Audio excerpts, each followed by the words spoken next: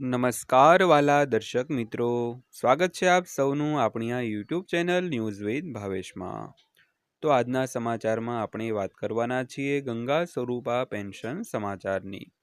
તો આજની તારીખ 1/8/2026 વાર શનિવાર। તો આજના આ વિડીયોની અંદર તમે અંત સુધી બન્યા રહેજો, એટલે બધી જ માહિતી તમને વ્યવસ્થિત રીતે જાણવા મળી જશે। અને જો તમે ડેઈલી આવા જ સમાચાર અને આવી જ માહિતીઓ સરળ ભાષામાં આપણી આ યુટ્યુબ ચેનલમાં મેળવવા માંગતા હો, તો આપણી આ યુટ્યુબ ચેનલ પણ અત્યારે જ સબસ્ક્રાઈબ કરી લેજો। તો સૌથી પહેલાં વાત કરીએ તો ઇન્દિરા ગાંધી રાષ્ટ્રીય વિધવા પેન્શન યોજના શું છે? તો શું તમે ઇન્દિરા ગાંધી રાષ્ટ્રીય વિધવા પેન્શન યોજના વિશે જાણો છો? જો નહીં તો તમારે તેના વિશે જાણવાની જરૂર છે, તે અહીં આપણે વાત કરવાના છીએ।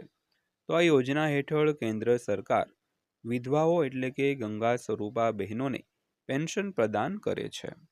તો ખાસ કરીને ગુજરાત અને કેન્દ્ર સરકાર દ્વારા એક સંચાલિત યોજના એટલે કે ઇન્દિરા ગાંધી રાષ્ટ્રીય વિધવા પેન્શન યોજના, જે દરેક ગંગા સ્વરૂપા બહેનો હોય તેને એક ચોક્કસ માસિક રકમ તરીકે પેન્શન ચૂકવે છે।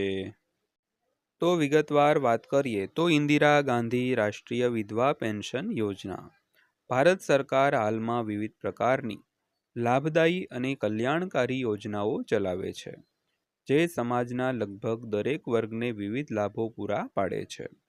તો આ સંદર્ભમાં ભારત સરકાર વિધવાઓ એટલે કે ગંગા સ્વરૂપા બહેનોને પેન્શન પણ પ્રદાન કરે છે, જેના માટે ઇન્દિરા ગાંધી રાષ્ટ્રીય વિધવા પેન્શન યોજના કાર્યરત છે।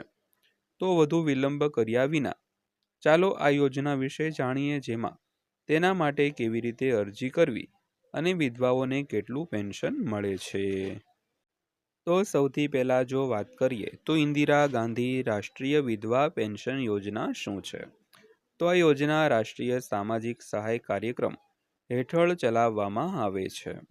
તો આ યોજના હેઠળ જે મહિલાના પતિનું મૃત્યુ થાય છે તેને માસિક પેન્શન આપવાની જોગવાઈ છે।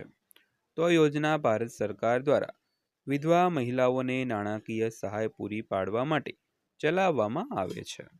તો ખાસ કરીને આ યોજના એવા બહેનોને લાગુ પડતી હોય જેમના પતિ મૃત્યુ પામ્યા હોય, પછી આવકનો કોઈ સ્ત્રોત ન રહ્યો હોય, તો તેમને માસિક પેન્શનની સહાય આપવામાં આવે છે। તો આ યોજના ભારત સરકાર દ્વારા વિધવા મહિલાઓને નાણાકીય સહાય પૂરી પાડવા માટે પણ ચલાવવામાં આવે છે। તો આ યોજનાનો લાભ કોણ મેળવી શકે છે તેની વાત કરીએ તો વિધવા અને 40 થી 79 વર્ષની મહિલાઓ હોય તે આ યોજનાનો લાભ છે તે મેળવી શકે છે। જે મહિલાઓના પરિવારો ગરીબી રેખા નીચે એટલે કે BPL શ્રેણી હેઠળ આવતા હોય તેવા દરેકને આનો લાભ મળે છે।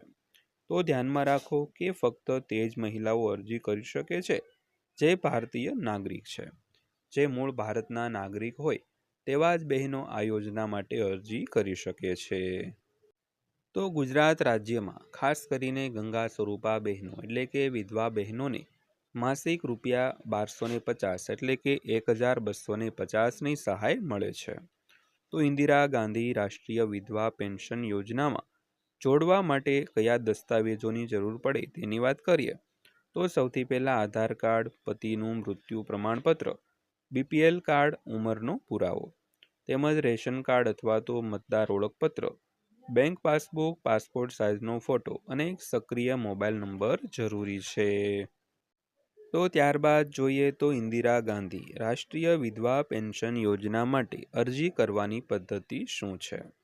તો અરજી કરવા માટે તમે ઉમંગ એપ અથવા તો યોજનાની સત્તાવાર વેબસાઇટની મુલાકાત લઈ શકો છો। તો અહીં તમારું એકાઉન્ટ બનાવો અને પછી લોગિન કરો। તો આ પછી Indira Gandhi national widow pension scheme શોધો અને ત્યારબાદ અરજીનું ફોર્મ ભરો। ત્યારબાદ ફોર્મ સાથે જરૂરી દસ્તાવેજોની નકલ અપલોડ કરો અને હવે અરજી સબમિટ કરો અને તમારી અરજી પૂર્ણ થઈ ગઈ હોય તેવું સાબિત થશે। તો બહેનો, આ હતી આજની માહિતી। વિડીયો અંત સુધી જોવા બદલ આપનો દિલથી આભાર।